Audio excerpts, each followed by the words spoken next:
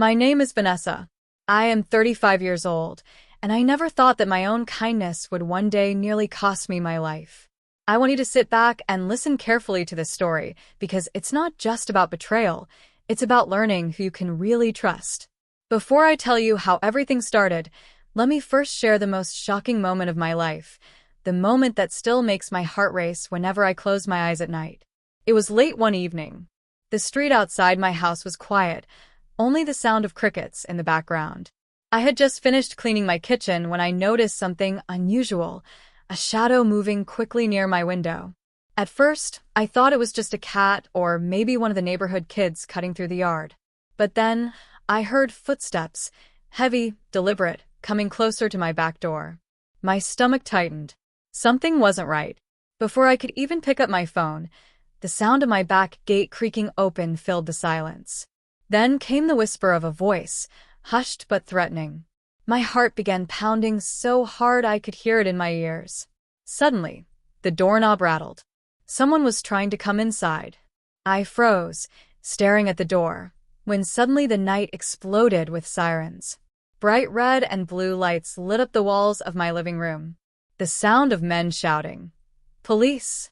Drop your weapon!" echoed all around my yard. I ran to the window and saw something that made my knees almost give out.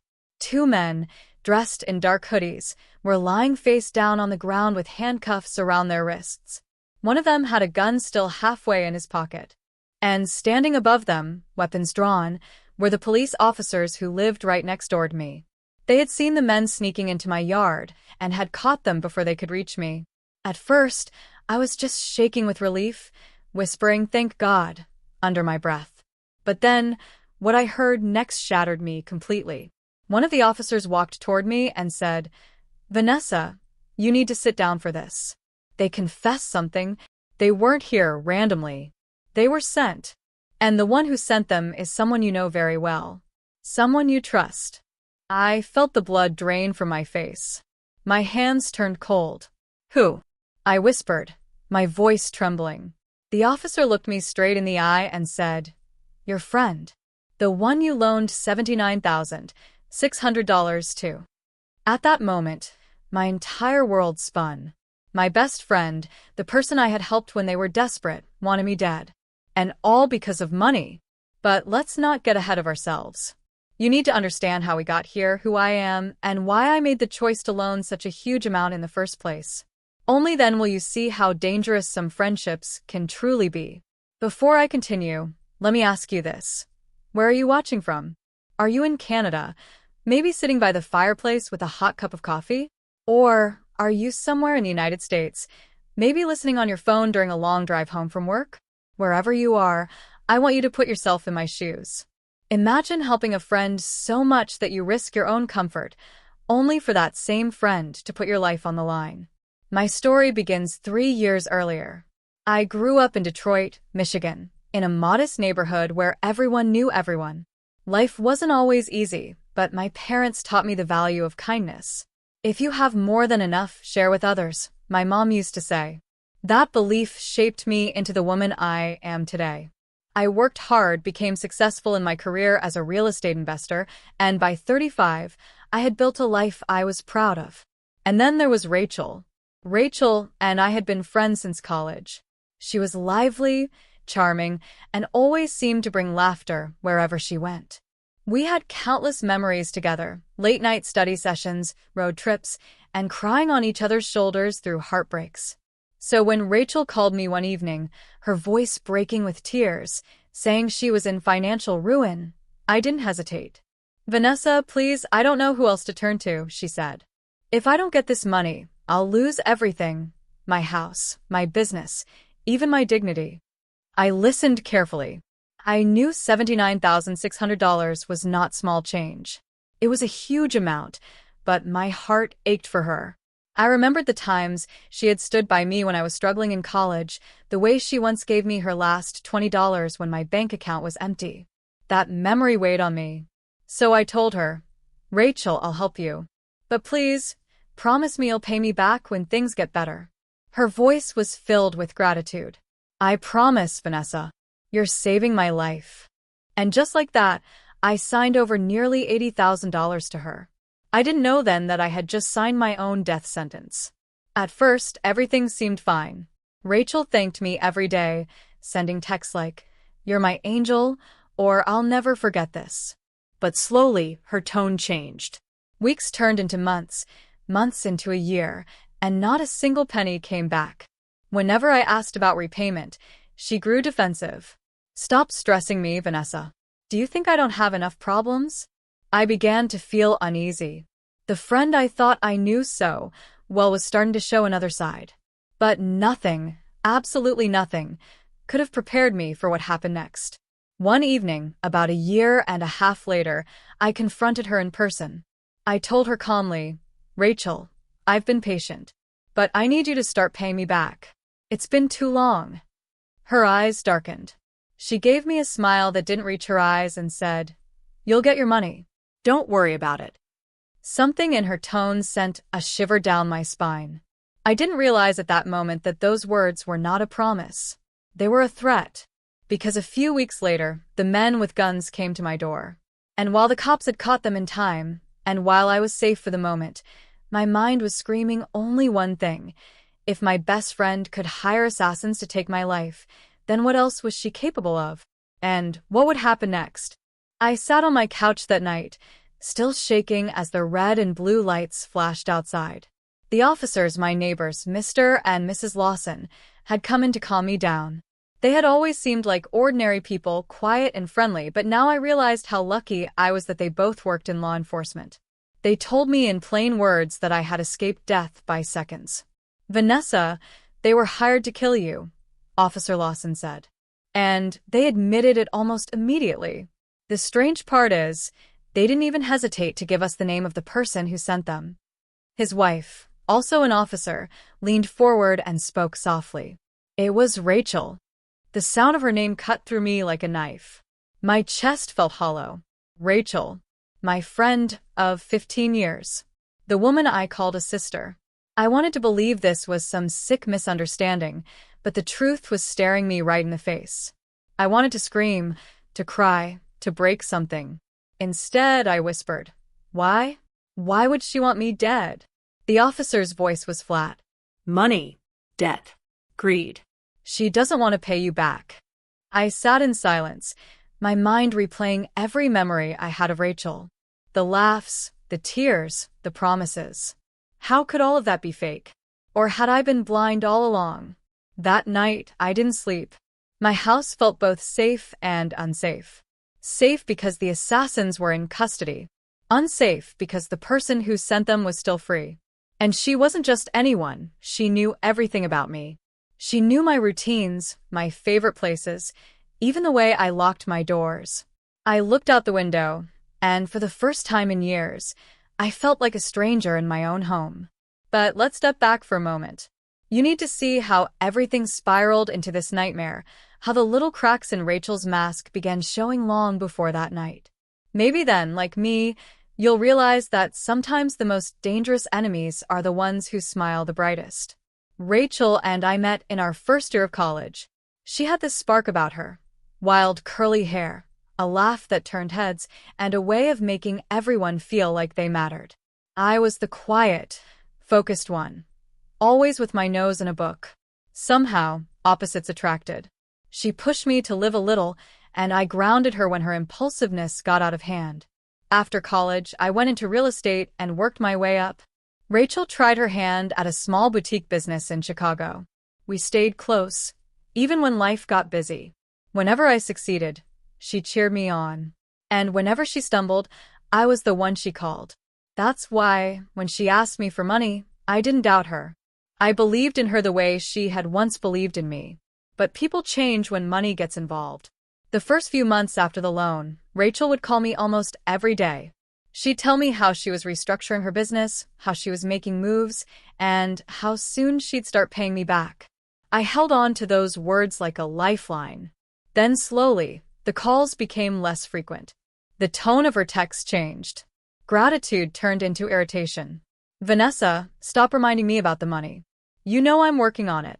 Why are you stressing me? Don't you trust me anymore?" I ignored the red flags because I wanted to protect our friendship. I told myself, she's just under pressure. Things will get better. But then came the first real crack. One afternoon, about 6 months after I loaned her the money, I ran into Rachel at a shopping mall in downtown Detroit. She didn't see me at first. She was laughing loudly with another woman, her arms full of designer shopping bags. Gucci, Louis Vuitton, Chanel.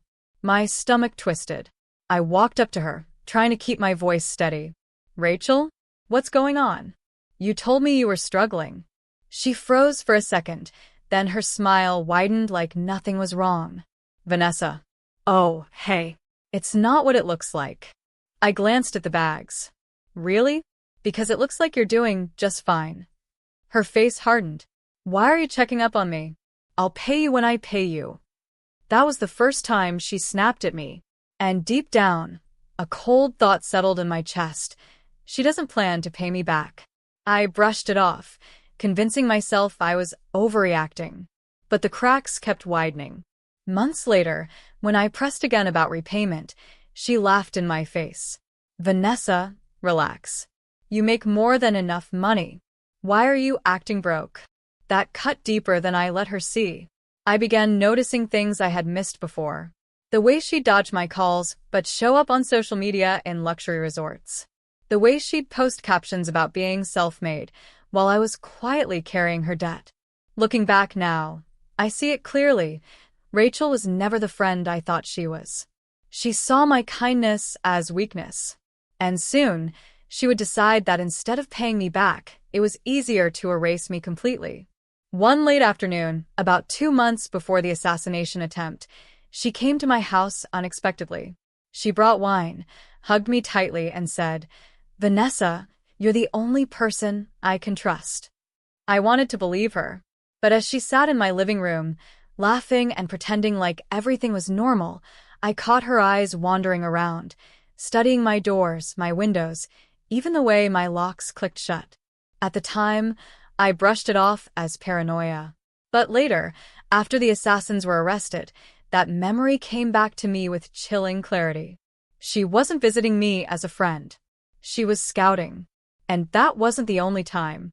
A few weeks later, she called me and said something that I didn't understand then, but now it feels like a warning. If anything ever happens to you, Vanessa, just know I'll take care of everything.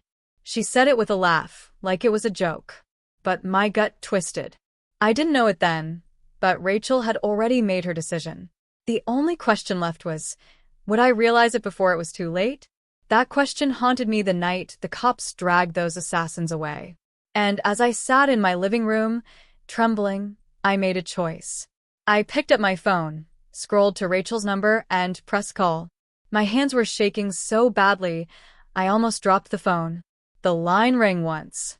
Twice. Then she answered.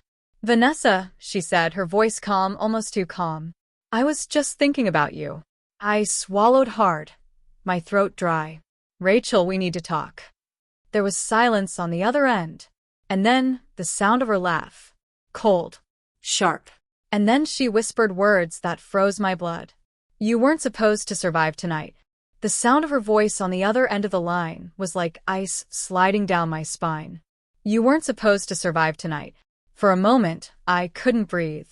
My hands trembled so violently that the phone nearly slipped from my grip. My mind screamed, did she really just say that? Rachel, I whispered, my throat raw. What did you just say? There was a pause. Then, as if flipping a switch, her tone softened into sugary sweetness. Oh, Vanessa, come on. Don't be so dramatic. I was joking. You know me. I've always had a dark sense of humor. But her laugh didn't sound like a joke. It sounded hollow, sharp, cruel. You think this is funny? I said, my voice breaking. Someone just tried to kill me tonight. The police arrested them right outside my door. And now you call me and say that. Her voice dipped lower. Vanessa, listen to me carefully. Don't say things you can't take back. I'm your friend. You helped me once, remember?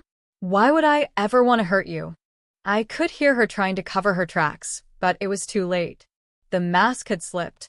The words she let out before weren't a joke. They were the truth. I didn't reply. I hung up, my heart pounding so hard it felt like it would burst.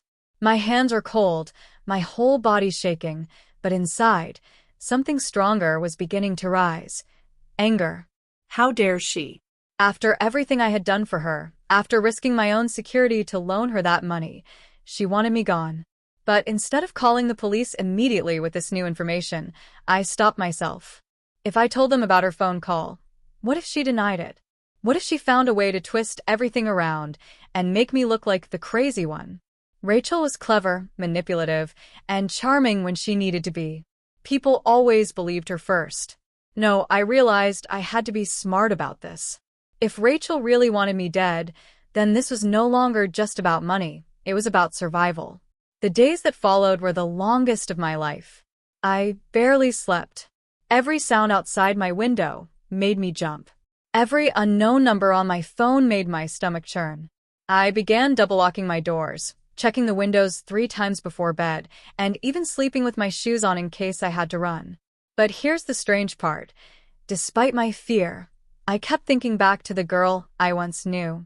The Rachel who braided my hair before parties, who shared secrets with me under the stars, who once cried on my shoulder when her father died. Was that all an act? Or had something inside her changed along the way? Kindness had always been my greatest strength. I helped Rachel because I believed in loyalty. I believed in giving people a chance when they were down. But now that kindness felt like it was turning into a death sentence. One evening, I sat on my bed staring at an old photo of the two of us. We were in our 20s, smiling at the beach, arms around each other. It made me wonder, how do you go from calling someone your sister to hiring strangers to kill her? That night, I cried until I had no tears left. But when the sun rose, I made a decision. If Rachel was going to play this dangerous game, then I had to play smarter. I wasn't just going to sit back and wait for her to strike again. I began documenting everything, her messages, the dates she visited, the strange things she said. I even installed security cameras around my house, making sure every corner was covered. And then something unexpected happened. One afternoon, while I was driving home from the grocery store, I noticed a black car following me. At first, I thought it was just coincidence, but when I made 3 random turns and the car stayed behind me, my chest tightened with fear. I pulled into a crowded parking lot and parked, pretending to check my phone. The black car slowed down, circled once, then parked a few spaces away. I couldn't see the driver's face, but I didn't need to. I knew this was connected to Rachel. I grabbed my phone, ready to dial 911, when it buzzed in my hand. A new text message flashed on the screen. It was from Rachel. "Nice car, Vanessa. Be careful driving alone at night. Accidents happen." My hands went numb. My breath caught in my throat. She was watching me. She wasn't just trying to scare me. She wanted me to know she could reach me anywhere, anytime. That was the moment I realized I wasn't safe anywhere anymore. Not in my house. Not on the road. Not even in broad daylight. And as I sat frozen in that parking lot, staring at her message, a shadow suddenly fell across my car window. Someone was standing right outside. And I knew I wasn't alone. The shadow outside my car window loomed taller than I expected. For a second, my entire body went rigid. My fingers gripped the steering wheel so tightly that my knuckles turned white. I didn't dare look up. I could hear my own heartbeat pounding in my ears. Then a soft knock came on the glass. "Vanessa," a voice said. I jerked my head toward the window. Relief and confusion crashed into me at once. It wasn't one of the men from that night. It wasn't a stranger. It was Officer Lawson, my neighbor. I rolled down the window an inch, my voice shaking. "What are you doing here?" He held up his badge.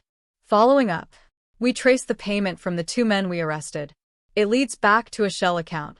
We think it's connected to your friend." I exhaled, a shaky sound. My fear eased just a little, but only just.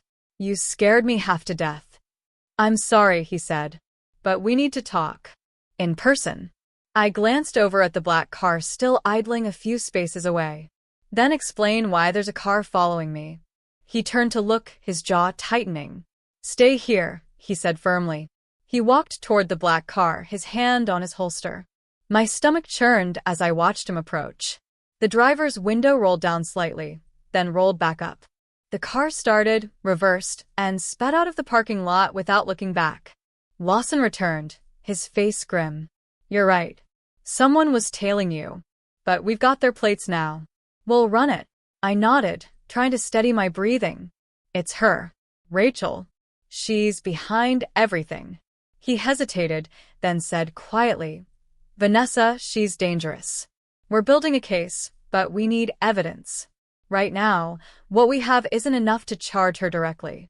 I stared at him. "Not enough? She sent people to kill me." "I know," he said, his voice calm but firm. "But legally, unless those men testify in court, or unless we can trace the payments directly to her name, she can claim it's all a misunderstanding. You'd be surprised how many people get away with this." A wave of helplessness washed over me. Rachel was walking free, while I was living like a prisoner in my own life. "I don't want to die," I whispered.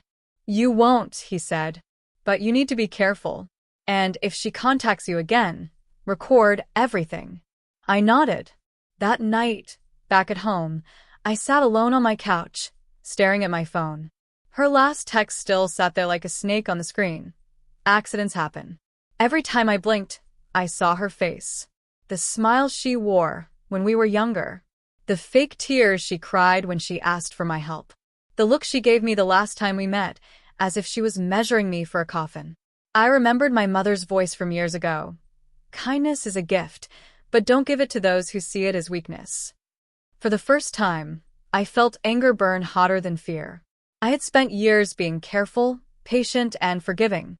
But now, my kindness had nearly cost me my life. No more. I picked up my phone and dialed Rachel's number. My hand didn't shake this time. She answered on the first ring, her voice soft. "Vanessa." I was just thinking about you. "I'm done playing games," I said coldly. "I know what you did." There was a pause. Then she chuckled. "Do you?" "Because from where I'm standing, all you've got are stories. No proof." Her voice was like poison dripping slowly. "Why?" I asked, my voice trembling but steady. "Why would you do this to me? After everything I've done for you?" Another pause. Then she whispered, "Because you made me feel small. And I don't like feeling small." I froze. My mind spun. This wasn't just about money.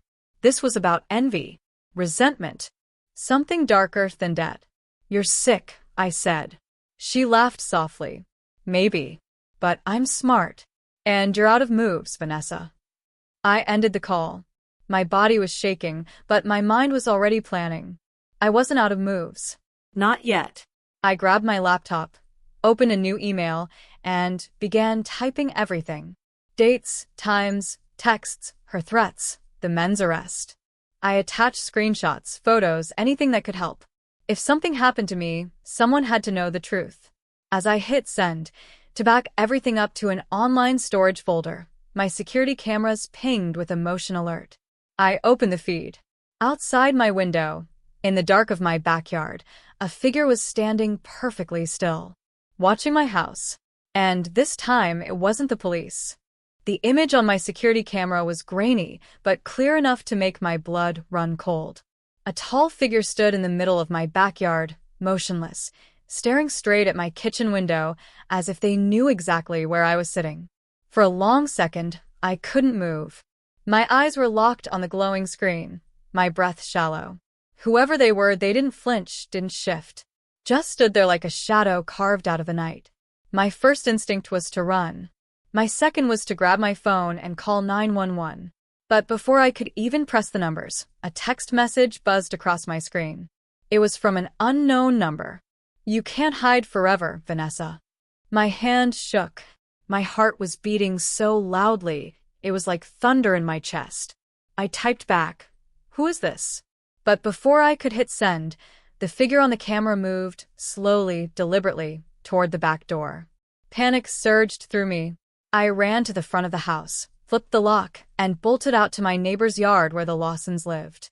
I banged on their door, my voice breaking. "It's Vanessa.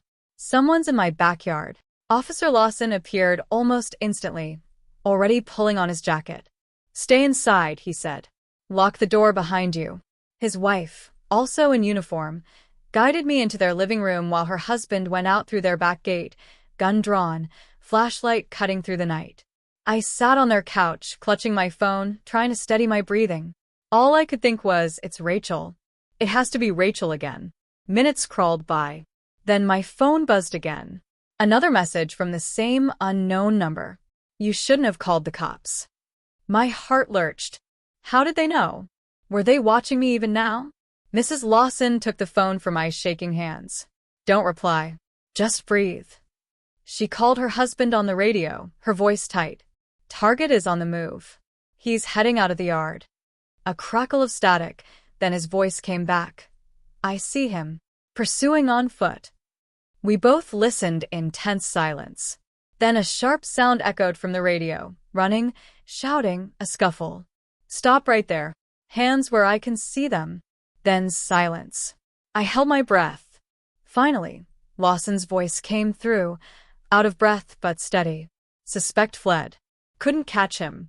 But I got a good look at his face. He wasn't one of the two men we arrested before. This is someone new." Someone new. My stomach turned to ice. That meant Rachel hadn't just stopped at one attempt. She had found someone else. Someone bolder. Mrs. Lawson squeezed my shoulder.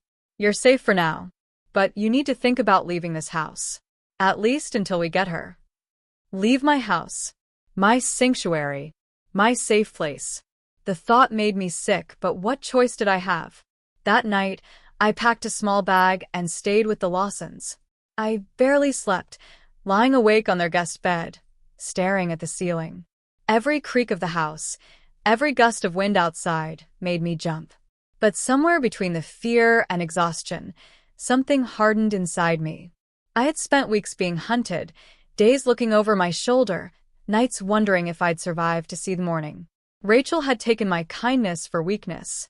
She had turned my generosity into a weapon against me. No more. I wasn't going to run forever. By the time dawn broke, I had a plan. I would meet Rachel. In person. One last time. And this time I wouldn't go alone. I picked up my phone and typed out a message to her. "We need to talk. In person. Tomorrow." Just you and me." Almost instantly, she replied. "Finally. I thought you'd never ask." I stared at the screen, my pulse racing. She had agreed too quickly. Something told me this meeting would not just be another conversation. It would be the moment everything came to a head one way or another. And as the sun rose outside, casting light across my trembling hands, a new message flashed on my phone. Not from Rachel. From an unknown number again. "If you show up tomorrow, you won't come back." The words glared back at me from the screen. "If you show up tomorrow, you won't come back." I stared at that message until the letters blurred. My fingers trembled over the phone, torn between deleting it, forwarding it to the police, or throwing the device across the room. Part of me wanted to back out. To hide. To run as far away from Rachel as I could. But another part of me, the stronger part, whispered, "No more running. No more hiding. She's not going to control your life." I knew Rachel would expect me to be scared, maybe even too scared to show up. But she didn't know that I wasn't coming alone. The next morning, I called Officer Lawson. "I'm going to meet her," I said flatly. There was a pause on the line. "Vanessa, that's dangerous. If she really sent that message, she could be planning an ambush." "I know," I said. "That's why I want you nearby. Hidden. I'll face her, but I need backup." After a long silence, he finally said, "All right, but we do this my way." We set it up carefully. The meeting place was a quiet diner just outside Detroit, one Rachel and I had gone to in college. Neutral ground. A place with people around, but not too crowded. That night, I barely slept. I kept picturing Rachel's face, the smile, the laugh, the way she could shift from warmth to venom in a heartbeat. I wondered what she'd look like tomorrow. Would she come smiling like a friend, or glaring like an enemy? By morning, my nerves were raw. I put on a plain jacket, tied my hair back, and checked my phone again. No new threats. No calls from Rachel. Just silence. The Lawsons picked me up in an unmarked car. Officer Lawson reminded me, "We'll be in the diner before you." Sitting at another table. "If she tries anything, we're on it." I nodded. My palms were sweating. What if she brings someone with her? Then we'll be ready. When we pulled up to the diner, my stomach twisted into knots. The neon sign buzzed faintly in the morning light. I could see a few people inside through the big glass windows, an older couple sipping coffee, a waitress wiping down a counter, a truck driver eating alone. And then I saw her. Rachel. She was sitting in a booth by the window, her hair curled, her nails painted bright red, sipping coffee like it was just another normal day. When her eyes lifted and met mine through the glass, she smiled. Not the kind of smile that warms you, the kind that hides secrets. I took a deep breath and walked inside. My footsteps echoed louder than they should have. "Vanessa," she said as I slid into the booth across from her. "You look tense." I forced a tight smile. "You could say that." She leaned forward, her eyes glinting. So, "What's this about? Finally ready to let go of that money? Or maybe ready to forgive me?" Her casual tone almost made me sick. How could she act so calm, knowing what she'd done? "I want to hear it from you," I said quietly. "Why, Rachel? Why send people after me?" She tilted her head, studying me like I was an insect pinned under glass. Then she leaned in closer and whispered, "Because you should have stayed out of my way." I froze. My breath caught in my chest. She wasn't even trying to deny it anymore. And then, just as I was about to reply, her hand slipped under the table. At first, I thought she was reaching for her purse. But then I saw it, a flash of metal. She was holding a gun, and she was pointing it directly at me. The moment the gun appeared, my entire body went cold. The clatter of dishes, the hum of conversation, the sizzling sounds from the kitchen, all of it faded into silence. All I could see was Rachel's hand wrapped around the pistol, her finger brushing the trigger. She smiled, calm as ever. "Don't make a scene, Vanessa. You don't want these innocent people getting hurt, do you?" My chest rose and fell in shallow breaths. Every instinct screamed for me to jump up and run, but the barrel of that gun kept me rooted to the booth. I darted a glance toward the counter, where Officer Lawson sat in disguise with his wife. His eyes flicked to me, then to Rachel, then back. He gave the tiniest shake of his head. "Don't move. Don't panic." Rachel's gaze followed mine for a moment, then narrowed. "Don't bother looking for help. You and I are the only ones that matter here." I swallowed hard. "Rachel, this isn't you. We were friends. I trusted you." Her expression hardened. "That's your problem, Vanessa. You trust too easily. And when people like me see that weakness, we use it." Her words stung worse than the gun pointed at me. I wanted to believe there was still some of the old Rachel in there, the girl who used to cry over sad movies with me, who'd once sworn we'd be like sisters for life. But as I looked into her eyes now, all I saw was someone willing to kill me over money. I forced my voice steady. "If you pull that trigger, you'll destroy your own life. It's not worth it." She chuckled softly. "My life's already destroyed. You just don't see it yet." Her finger tightened slightly on the trigger. My heartbeat thundered so loud, I was sure the whole diner could hear it. Then, in the corner of my eye, I saw the waitress walking toward our booth, holding a pot of coffee. She was smiling, ready to ask if we wanted a refill. She hadn't noticed the gun under the table yet. My mind raced. If she comes closer, Rachel might panic. She could shoot. Someone innocent could die. I had seconds to decide. I forced a smile and called out, louder than I should have, "Oh, no thank you. We're fine." The waitress paused, a little startled by my quick response, then shrugged and turned away. My pulse eased for half a second. Rachel tilted her head. clever. "You saved her life for now." The room felt like it was shrinking, pressing in on me. My palms were damp, my throat dry. And then, out of nowhere, Rachel slid a folded piece of paper across the table with her free hand. "Read this." Confused, I slowly opened it. Inside was a single line scrawled in her handwriting. "You don't know who you're dealing with. He's watching us. My breath caught. He? Who's he? Rachel smirked but didn't answer. Her eyes darted toward the window, just for a fraction of a second. I followed her gaze and froze. Across the street, leaning against a black SUV, stood a man in a dark coat and sunglasses. His face was expressionless, but his attention was locked on us. Rachel whispered, "You think this is just about me? Oh, Vanessa, you've walked into something much bigger." And before I could react, she cocked the gun with a sharp, chilling click. The sound of that gun cocking was like a thunderclap in my ears. My body went rigid, but my eyes couldn't stop darting toward the man outside the diner. He hadn't moved. He just leaned there against the SUV, arms folded, sunglasses hiding his eyes, but his presence was heavy, like a storm cloud about to burst. "Rachel," I whispered, my voice trembling. "Who is he?" She gave me a thin, almost mocking smile. "The reason you're still alive. If it weren't for him, I'd have pulled this trigger already." My stomach knotted tighter. I didn't understand. Was this man her boss? Her protector? Someone pulling the strings from the shadows? The diner felt unbearably small. Every clink of a spoon, every shuffle of a chair scraped against my nerves. The Lawsons were still seated near the counter, their posture stiff, their eyes sharp. They were waiting for the right moment. But what if Rachel fired before they moved? I tried to steady my breathing. "Rachel, listen to yourself. You don't need him. You don't need this. Just put the gun down and we can talk. Like old times."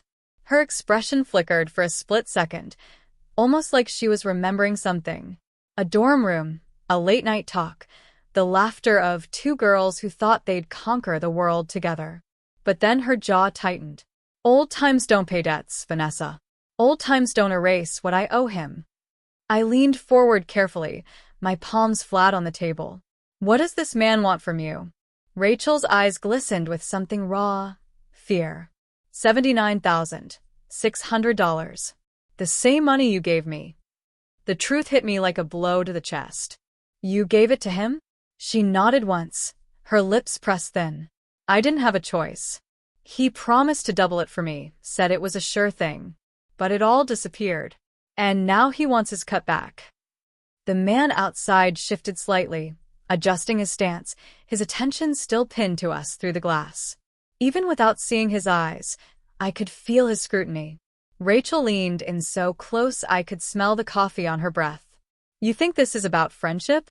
About you and me?" No. "He told me if I didn't get the money back, you'd pay the price. And I believe him." Her hand trembled slightly on the gun. It wasn't just anger anymore. It was desperation. I lowered my voice, trying to keep calm. "Then let me help you. We can go to the police together. Tell them everything." She let out a bitter laugh. "The police? Vanessa, you're naive. He owns people.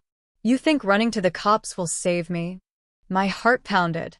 For the first time, I realized Rachel wasn't just my enemy. She was trapped in something far bigger than either of us. And just as that thought crossed my mind, the man outside pushed off the SUV and started walking toward the diner. Each step was slow, deliberate, unhurried. Like he had all the time in the world. Rachel's eyes widened in panic. "No, not now," she muttered. The bell over the diner door jingled as he entered. His shoes clicked against the tiled floor, echoing in the sudden silence that seemed to fall over the room. He walked straight past the waitress, past the counter, until he was standing at the edge of our booth. His shadow fell over me, dark and heavy. "Rachel," he said in a low, smooth voice. "You're wasting time." Then he turned his head slightly, his gaze hidden behind those glasses, settling on me. "And you," he said, his voice colder now. "You've caused problems." The gun in Rachel's hand wavered. She looked from him to me, trapped between fear and fury. And in that tense, suffocating moment, the man slowly reached into his coat. Time froze as his hand slipped deeper into his coat. I couldn't breathe. My mind screamed one word: gun. My body tensed, ready to duck, even though I knew I'd never be fast enough. Rachel's knuckles turned white around her pistol. "Don't," she whispered, her voice shaking. But the man didn't stop. Slowly, almost lazily, he pulled something out and set it on the table between us. Not a gun. A black leather envelope. It landed with a heavy thud, like it carried the weight of more than just paper. Rachel's breath hitched. I could see her shoulders sag in relief, but her grip on the gun didn't loosen. The man slid the envelope toward her. Your deadline was yesterday. His voice was calm, smooth, but beneath it was steel. You don't get more chances. Rachel swallowed hard. I just need more time. Time? He tilted his head, almost amused. Time is expensive, Rachel. Do you have anything left to trade? His words sent a chill down my spine. Trade? What did he mean? Rachel's eyes flicked to me, then back to him. Please. She doesn't. He raised a hand sharply, cutting her off. Don't insult me. His gaze, hidden behind those glasses, lingered on me now. She's already involved. My throat tightened. Involved in what? I forced myself to ask, though part of me didn't want the answer. The man leaned down slightly, close enough that I could smell the faint scent of tobacco on his coat. Involved in debt, he said softly. And debt demands payment. The diner suddenly felt like a cage. The Lawsons were still at the counter, their hands inching closer to their concealed weapons, waiting for the right moment. But the wrong move here could end with bullets flying in every direction. I looked at Rachel, desperate. Tell me the truth. How much do you owe him? Her lips quivered. Her eyes glossed over with tears she refused to let fall. All of it, she whispered. 79,600. Every cent. My heart sank. The money I'd given her, the trust I'd placed in her, had vanished into this man's hands. And now he wanted more. Here's what happens next, the man said smoothly, straightening his posture. Either she pays me or you do. Because somebody pays today. His words dropped like a bomb. Rachel let out a strangled sound, shaking her head violently. No. Leave her out of this. This is my mess. But before she could finish, the man reached out and grabbed the barrel of her gun, pressing it down firmly against the table. Rachel gasped, struggling to keep her grip, but his strength was unshakable. The entire diner froze. The waitress stood behind the counter, pale and trembling, pretending not to notice. The truck driver near the window set down his fork, his eyes darting nervously toward the door. And then, without warning, the man shoved the gun back into Rachel's hands and leaned in close to her ear. You have one last chance, he hissed. Use it wisely. Rachel's face crumpled. She turned her head slowly toward me, tears spilling freely now, her hand trembling violently on the trigger. And in that single, unbearable second, I realized what he was demanding of her. He wanted Rachel to prove herself. By killing me. The diner was silent except for the faint hum of the neon sign outside. Rachel's hand trembled so violently, I thought the gun might go off by accident. Tears streaked her face, her lips trembling as she pointed the barrel at me. The man stood tall beside her, his presence suffocating. Do it, he said coldly. Show me you're loyal. My breath caught in my chest. I couldn't move, couldn't speak. Every muscle in my body screamed for me to run, but one wrong move could trigger her finger. Rachel's eyes locked with mine. For a split second, I didn't see the woman who betrayed me. I saw my old friend, the one who shared secrets with me at 2 a.m, who used to dream about traveling the world, who once swore we'd always protect each other. Rachel, I whispered, my voice barely audible. Don't let him take what's left of you. Her lips quivered. I can't. The man slammed his palm on the table, the sound like a gunshot itself. Do it now or I'll do it for you. That movement was all the Lawsons needed. In a flash, Officer Lawson and his wife leapt from their seats, weapons drawn. Police. Drop the gun. Chaos erupted. The truck driver dove under his table. The waitress screamed. Rachel jerked, swinging the gun between me, the man, and the Lawsons. Her whole body shook as sobs tore from her throat. I don't know what to do. The man snarled, stepping toward her. You do as you're told. But before he could finish, Rachel did something none of us expected. She turned the gun, not on me, not on the Lawsons, but on him. Her hands steadied, her tears freezing into a mask of fury. You ruined my life. You used me. No more. The man's expression didn't falter. You don't have the nerve. And then, Bang. the sound split the air. Smoke curled from the barrel. The man staggered backward, his sunglasses shattering as he collapsed onto the diner floor. Gasps and screams filled the room. Rachel dropped the gun instantly, her knees buckling as she crumpled to the floor, sobbing. I didn't mean, I had to. The Lawsons rushed in, restraining her, securing the weapon. The man on the floor groaned, clutching his shoulder where blood seeped through his coat. He wasn't dead, but he was down. I sat frozen in the booth, my whole body shaking, unable to move. It was over. Or at least, it seemed like it was. Because as the paramedics wheeled the man out and the police cuffed Rachel, she turned her tear-streaked face to me and whispered, just loud enough for me to hear. You think it ends here? Vanessa, he's just one of them. There are more. And they'll be coming for you. The words slithered into my chest, coiling tight around my heart. More of them. The story wasn't over. Not even close.